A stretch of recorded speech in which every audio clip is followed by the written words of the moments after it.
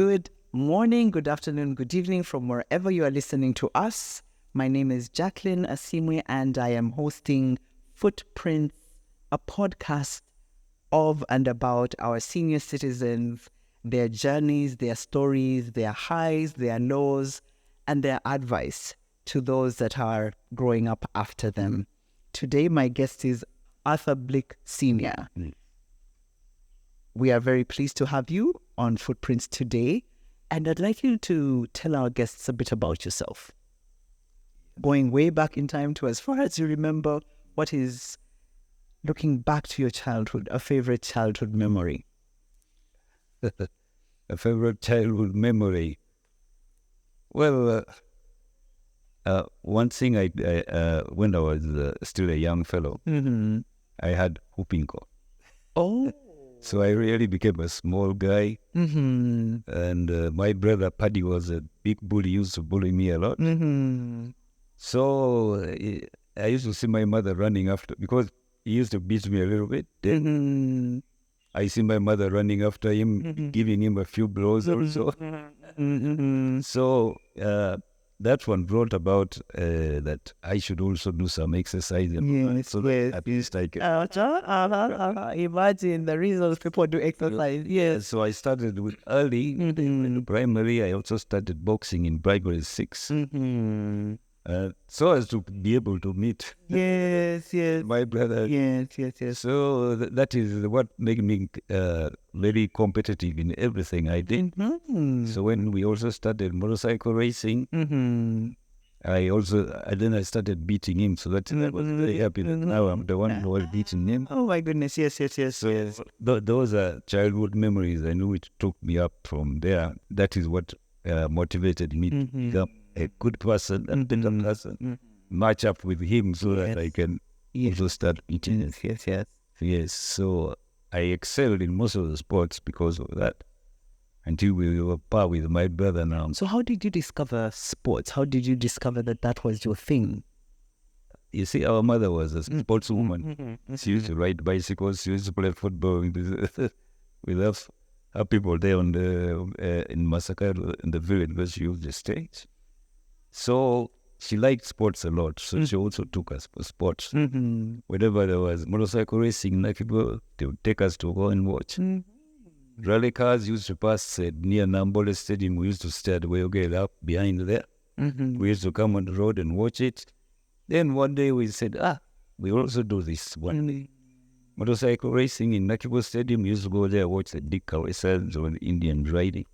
We said, okay, when we grow up, we'll also do that. Yes. So our mother will encourage us and bought us all the equipment, motorcycles, what so that we do all that. Yes. So can you take me a bit through your, when did you now start doing it as a competitive thing?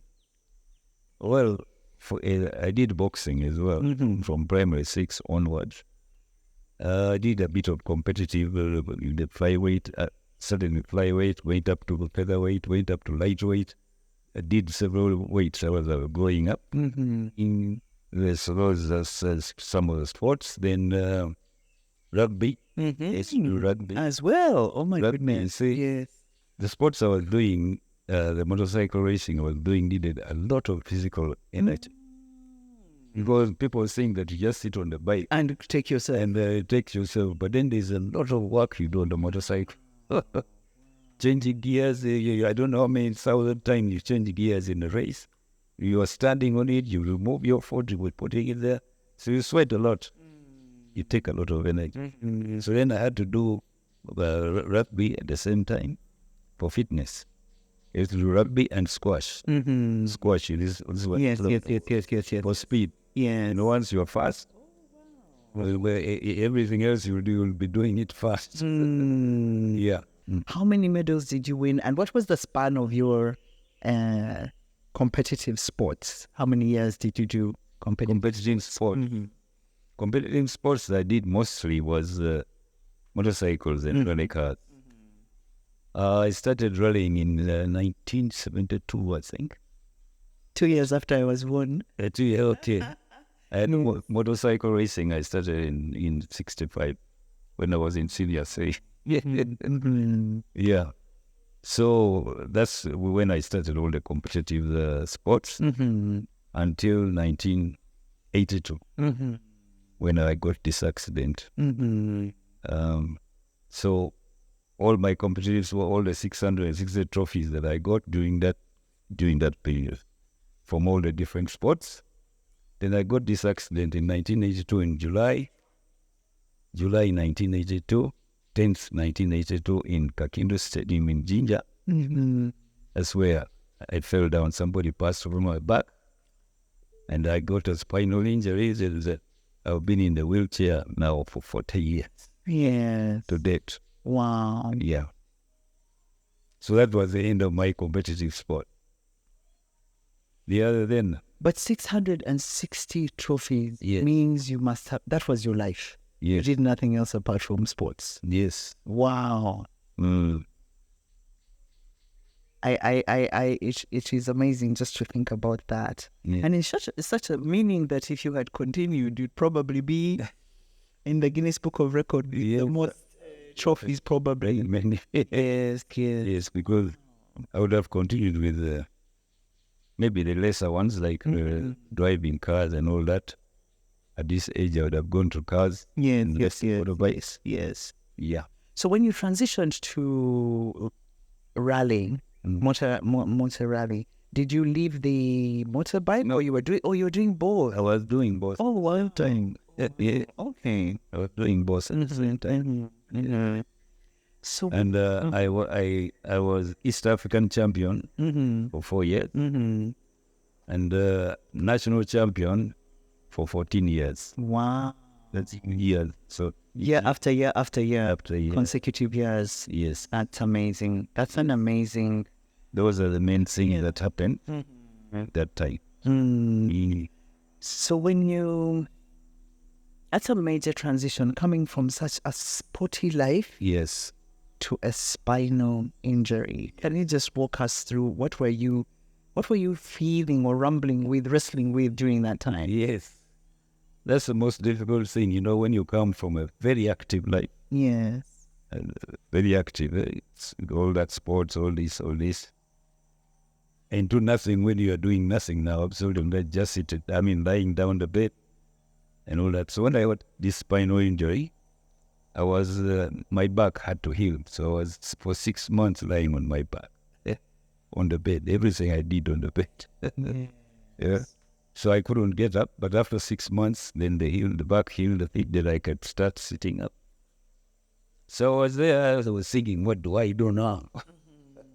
My mother said, no, don't worry. I'll look after you. Stay here at Wheelgate. I said, I can't stay at Wheelgate doing nothing. So I had to go back to Tank Hill. Tank Hill was my home. I had my home there. So I went back to Tank Hill. And I had, because of my sports motorcycle and rally cars, I was also doing mechanics. I was repairing the bikes and the cars, the engines, what. So I started doing that on Tank Hill. The rally drivers used to come to my place and I do the engines there, what. Yeah. So I had a lot of customers who came there. So that the life goes on, rather than just me lying down, sitting, doing nothing. Yes. So I did a lot of that to get me by. Then I also bought land on this side. And this side is? This side, the Kisisi, Chagwe side, the part of Mukono. So I bought land on this side. And I started the farm this side. Then I also I opened a workshop on Ruaga Road for repairing those cars and everything. I moved it from Tank Hill. I sold Tank Hill and bought land on this site. So, and then I bought land on the Ruaga Road. That's where my son's workshop is now. I gave it to him. So I was doing it there and here. Then I saw, why don't I give my son that one and I concentrate this side completely on farming. So I gave that piece to that farm workshop to my son. I came this side. In 93, I started a farm here or doing fruits. I'm an agriculture officer by profession. Who went into... Yeah, I was doing all weather sports and everything, but I was an agriculture officer. That's very interesting. I used to work in Mukono as an agriculture officer.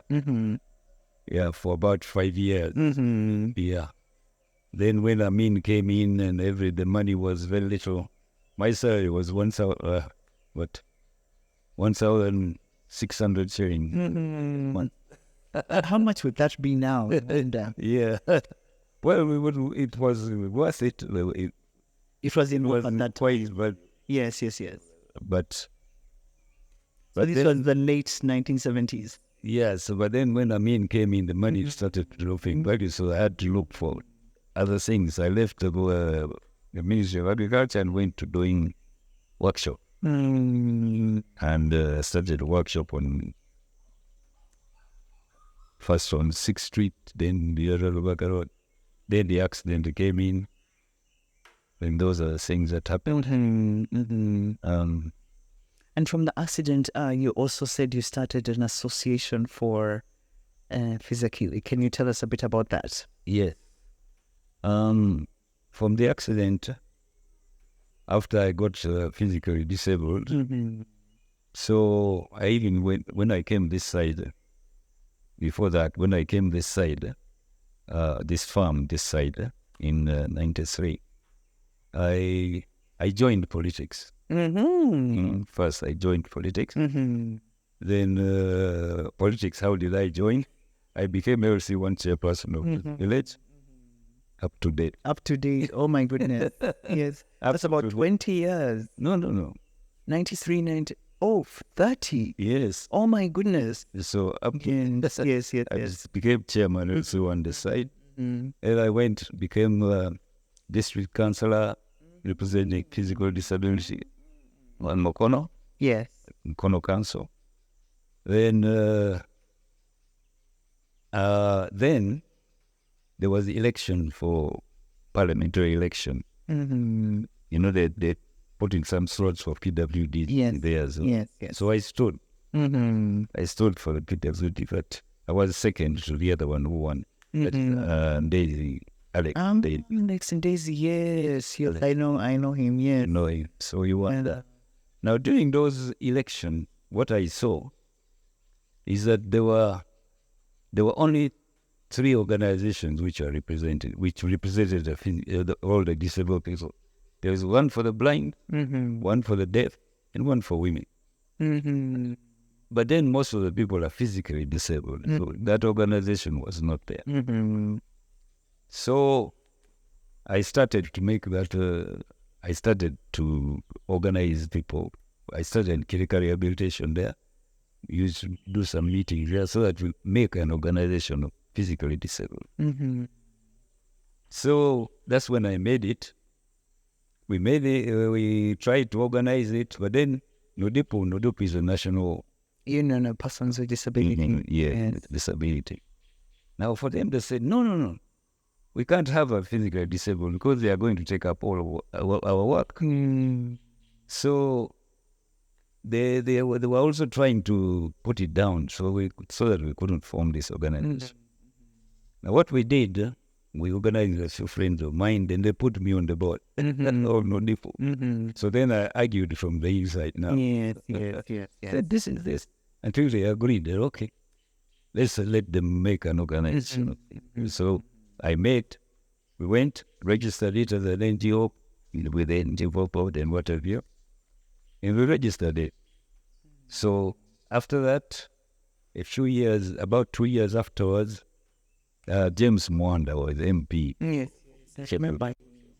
He also made a second one now for physically disabled.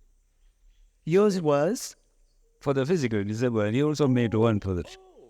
Okay, yes. So we were there like that until we sat down together and said, why should we? You're doing the same, we're doing the same. Why don't we join the two of us? So we joined both of us. And we made one organization. Yes. So him, because he was an MP, I said, okay, you be the vice. You be the chairman, I'll be the vice. So I was vice until he died sometime later on. Then I finished his Kisanja.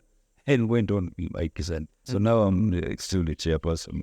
In the last Sunday now. Yes. By December, we are going to do elections and Hand over. But I'm the one who started it. So that Yeah.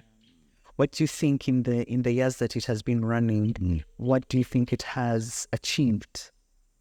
It has achieved a lot. We have achieved quite a bit because we have the donors were the ones who do it. I was a donor organized, sponsored it. Yes. So we've managed, the main thing we've managed is this accessibility standards. We've made accessibility standards. The difficulty with a person who's got disabled is how to enter the houses. The shops, the what, they're all steps there or everywhere. No lips here, no that. So we made these accessibility standards. And then we took them to Parliament because we have 4 MPs representing us there.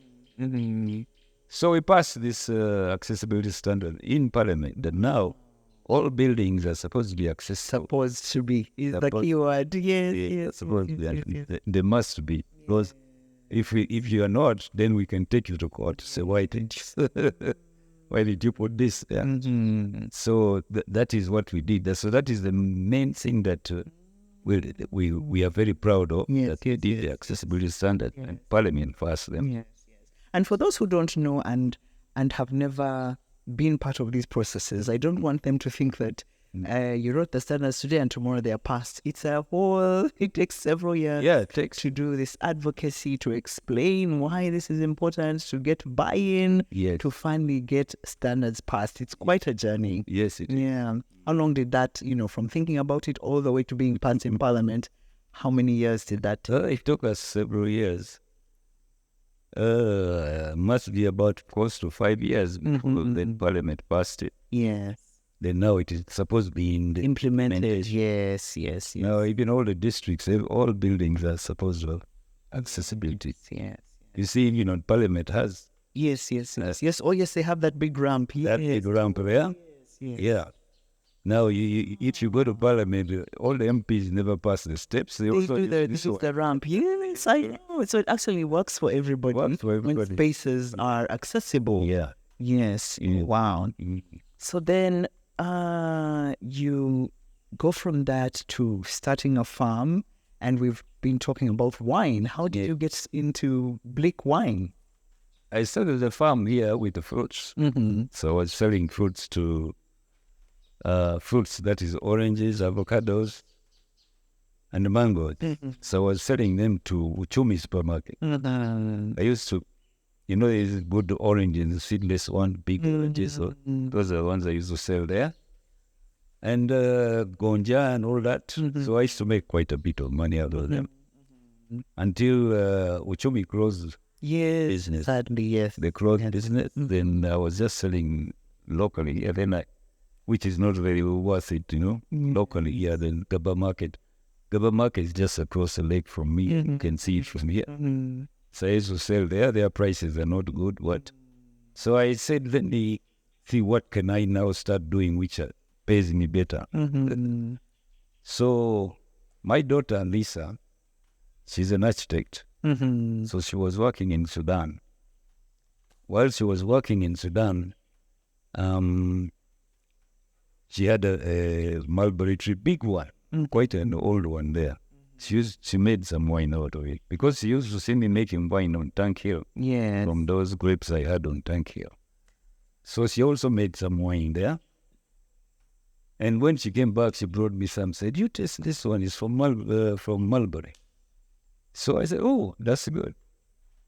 I tasted the wine. I said, this red wine tastes nicely. And these mulberries, we had them at Woyogig at our place there. My mother had liked fruits, so she had planted quite a few. When I used to go I was in St. Henry's College to in Masaka for my senior 1 and 2. I used to make jam out of those mulberry. I used to take a whole jar every term, one jar full of mulberry. When I go back for holidays, I make another jar, so I go with that. me and my friend, we used to put on our bread. Yeah. We were eating dry bread. Yes. So that's that one. So I knew. So I just went to Weoge, our home there, get some cuttings, and I started also planting those. Then I started making mulberry wine. Yeah. And so it's been how many years of doing the wine now? The mulberry, doing from mulberry. Now I think this is the third year. This is the third year. So that is the third year of mulberry. Yeah. But I'm going into star fruit as well. Mulberry is for red wine. Star fruit I'm going to make for white wine. White wine. Yes. If you analogize winemaking and life, what do you think are the lessons between, what lessons do you draw from winemaking that one can apply to life? What lessons? Well, the good thing with winemaking is that it's a product that stays for a long time. It doesn't get spoiled quickly. Even if you keep it for many years, it's not like if you're just selling the fruits which get spoiled. If you don't sell them today, tomorrow they are starting rotting or something. Yes. You know, so wine is for life is good. It stays. It keeps for long. You don't have too much of a hassle that these fruits are getting spoiled. What like if you're selling just fruits, which I came from, the mangoes, avocados, what all those went into this wine business. Now it's not only wine which I'm going to do, because mulberry, I'm going to make syrup. I'm going to make jam. Putting on the bread local color. Yes. Then I'm going to make syrup. Syrup is this red stuff you can put in yogurt, make yogurt red, put in ice cream, become the different color. Yes. So most of these people in town, they are using artificial colors which they put in these yogurts and what. But this is a natural fruit red color. So I'm going to make syrup out of them, so that I sell it to these people, making ice cream and making yogurt. Yeah. That is the one other product. Then the other product is silk. Silk? Silk. Oh, wow. Because the mulberries you've seen, as you're going up, we've removed the leaves. Yes. You've got to remove the leaves, bend the branches down, so that each node brings the branch, shoots out mulberries on it, so that you can get at least 2 to 3 kilos on a tree. If you don't do that, the tree will just remain there to produce 10, 12 mulberry, which won't be economical for you to get. Yeah. So I remove the leaves to make it produce. Yes. You know, the mulberry is not indigenous here. It's a European plant. So what happens is, being European, in Europe there's winter, there's summer, and so forth. Yes. So their fruiting is they have to lose leaves to produce fruit. So that is what I discovered with it. So if you want them to produce fruit, remove the leaves and bend the branches down. Then they shoot out immediately, bring new fruit. Anytime you do it, dry season, wet season, anytime. So that's the thing I discovered with mulberry. That's why with this mulberry, I get 5 to 6 crops a year. So the duration of each crop is about 2 months only. After 2 months, the things are ripe, they are off, then you remove the leaves again. Yes, so you can have 5 to 6 crops a year. Yeah. So that's why it's productive. So what I hear from what you're sharing is just the capacity as leaders, as people, to keep innovating, to shed some things that are not working in order to produce even better. Yes. But also to think long term. Yes. Yeah, what are the things that we can do that last even across generations sometimes? What is that you can do with your life, do with what you have been given in your hands, in your heart, in your mind, that will outlive you as a person? That is what I learned from your story and the making of the wine. Yes. In a sense, and Footprints also talks about transitions into retirement, but I almost want to see you. How young are you now? Okay. How young am I? Before I go to how young am I, Yes. the other thing that comes out of when you are producing something is the value addition that matters. Oh, yes. Value addition. You adding value. Yeah, adding value. So if I was just selling fruits, and Yes. there is 1 kilo of mulberry, they'll give you what, 3,000 shillings. Yes. But 1 kilo will give me a bottle of wine, which will be More money. more money. Yes. So value addition matters a lot in whatever you do. Yes. So me, I discovered that I want to produce something and then do the value. Yes. Finish value. Yes. Get value out of it, rather than having something that you produce, give it to somebody else to sell. And that one makes more money than you, because for you, he adds the market for you. You don't have, so it really presses you down. It gives you as little money as possible. So value addition matters a lot there. And when you do value addition, you can control your price at a given thing. Now, my age, I'm in my last quarter. It might be second last. How do you know? It might be second last. No, in a century, there are 4 quarters. Okay, that's how you're counting it. So 0 to 25, Yeah. 23 to 50, Yeah. 51 to 75. Oh, so you're in that. That's over 100. Yes. But you might be. No. Yes. In May this year, I'll be 76. So that's why I'm saying I'm in my last. The last quarter. I can't go beyond 100, because my father died when he was 80 something. My mother was also in the 80 something. So I just have a few more years. What do you contemplate? What do you think about in the last quarter of one's life? Yeah, what does that look like to transition to that and know that at whatever point the clock is winding down anyway? In the transition to that, I'm going. You see this land I have here. I've given my children each on the lake here. They have all the daughters have plots. Son, my son's house next door here.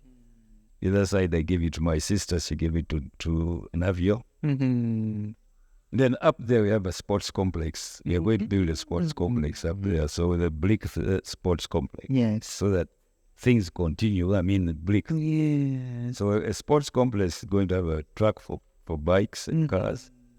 As we are going to have a competition swimming pool, like a Olympic swimming pool site.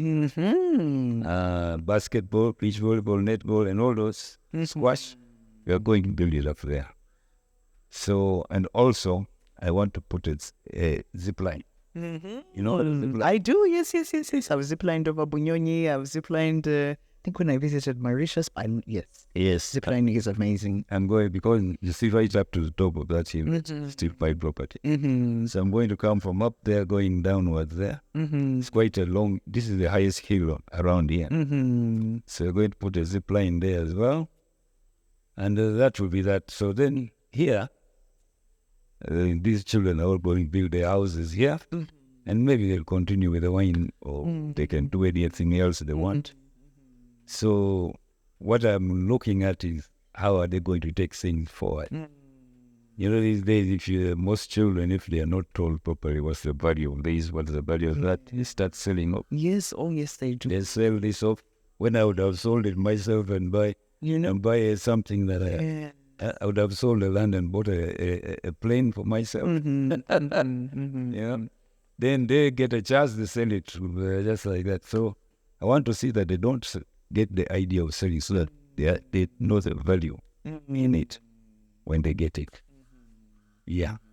The good thing is what I'm going to do for continuity. I'm not giving it to the other ones, them individually.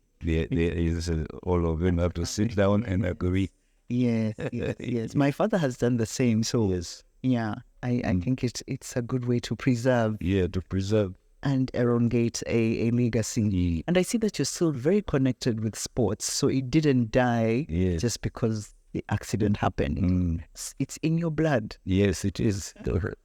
Wow.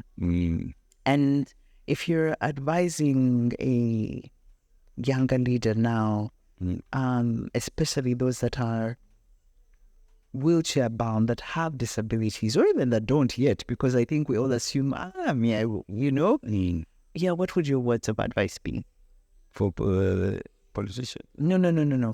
For just general, as a senior citizen, talking to those that are not yet senior but are coming towards. Okay. Yes. Though what I haven't said about is I've been in politics. Yes. I'm the LC1 chairperson for 30 years. Yes. I've been district councillor in Mukono. I've been LC3 chairperson of this sub-county. Now I'm LC2 chairperson of this a lot of work parish, and I'm still LC1 chairperson. So you are 1, 2, and 3. No, I was. You have been. I've been the 3, but now presently You're the I'm for LC1 and the LC2. The LC1 chairperson, which was my vice, died. Then the villagers here refused to say, no, give the stamp back to us. So I went back again. So I'm the only one in Uganda who has 2 stamps, LC1 and... Wow, that's amazing though. Yes. So what I advise people, elderly or whoever, or younger fellows, to going to sing, because if I had just said I've had the accident, now I'm just going to sleep, doing nothing. But I've been doing all those things so that I keep myself busy. Yes. Now I'm very busy. You see all these chairs which are here. Yes. So like today we have a case. Yes. So all these chairs are going to be filled with people who are coming for that case. So I'm quite busy. Yes. So as an elder, you've got to keep yourself busy. When you keep yourself busy, you last longer. And also, you've got to leave a track. Yeah. That this guy was there before, but when you die, they say, what the hell was that? So the one who stole my chicken. Yes. So you've got to leave a legacy that, this one used to belong to this, or this one did was this one. Yes. They remember you for a long time when they know that you've been here and there and there. Yeah. Yes. And left a good track record. Yes. Wow. It's been such an honor. Thank you so much for your time. Okay. And for those that are listening and are not able, we are going away with bottles of wine, which we have bought. As part of the legacy of Arthur, the sports, the leadership in his community, it hits one transition to another. It doesn't end. He keeps active. And we thank you for your service to this country. Okay. Yes. Thank you so much for your time. Listeners, thank you so much for listening to us today. And until we bring you another guest, it is bye-bye for now.